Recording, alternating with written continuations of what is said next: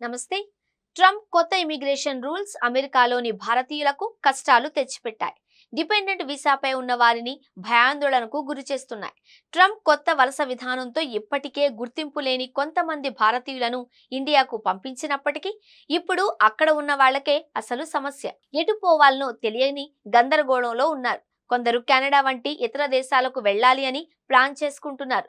మరికొందరు ఇండియా బాటపడుతున్నారు. పాత immigration rules కి కొత్త వాటికి తేడా ఏంటి?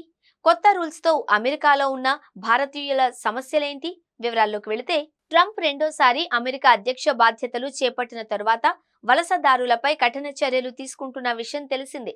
ఇప్పటికే అమెరికాలో ఉంటున్న వివిధ దేశాలకు చెందిన వలసదారులను గుర్తించి సొంత దేశాలకు పంపించారు. కొందరు అక్కడి జైళ్లలోనే ఉన్నారు.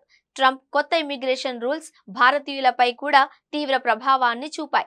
దఫాలుగా అమెరికాలో ఉన్న గుర్తింపు లేని ఇండియన్స్ ను గుర్తించి స్వదేశానికి పంపించారు. అయితే ఇప్పుడు సమస్య అంతా అక్కడున్న భారతీయుల దుస్థితి. మార్చి 2023 నాటికి దాదాపు 1.34 లక్షల మంది భారతీయ పిల్లలు H4 వీసాపై అమెరికాలో నివసిస్తున్నారు. వీరికి 21 ఏళ్లు నిండిన వెంటనే డిపెండెంట్ వీసా నుంచి పర్మనెంట్ వీసాకు మారాల్సి ఉంటుంది. శాశ్వత నివాసం కోసం చాలా కాలం వేచి ఉండాల్సి ఉంటుంది. కొన్ని దరఖాస్తులకు 12 నుంచి 100 ఏళ్లు కూడా పట్టే అవకాశం ఉంది. దీంతో పాటు 21 ఏళ్లు నిండిన తర్వాత డిపెండెంట్ స్టేటస్ కోల్పోయే వారితో సహా డాక్యుమెంట్లు లేని యువతకు బహిష్కరణ నుంచి తాత్కాలికంగా 2 ఏళ్ల రక్షణను అమెరికా DACA అందిస్తుంది.